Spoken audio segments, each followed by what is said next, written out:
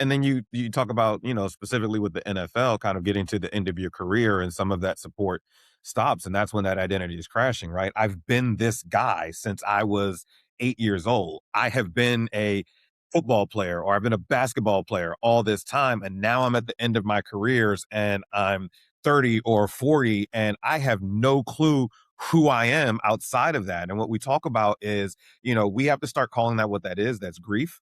If there was a side of new you that you knew for 20, 30, 40 years, that's done. You can't go back to it. Jordan's not getting back out in the NBA and being able to do any of what he was doing before. How do you grieve that? How do you deal with that? Until you experienced it, there's no like manual on how to deal with that. I also think that's somewhat relatable for people even who don't play sports, because in varying degrees we deal with that where you've been going to school every day of your life and all of a sudden you graduate high school and they're like, all right, what now? You get out of college and for 4 years you've been in this routine. Grief is a good word potentially, but it's like, okay, what now? For me, I think about this a lot, in this changing industry.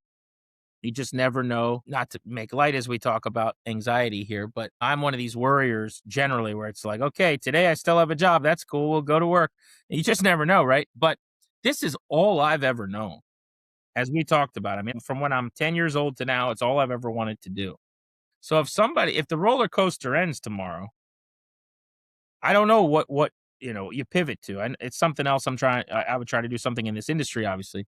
But at the same time, think about, I think about this a lot. Like so much of my self-worth in an unhealthy way is tied up into this, into like doing a good job on the air or trying to put together a good show or, getting information and news before other people have it to break a story or whatever that is. Like that's not who I am. That's what I do.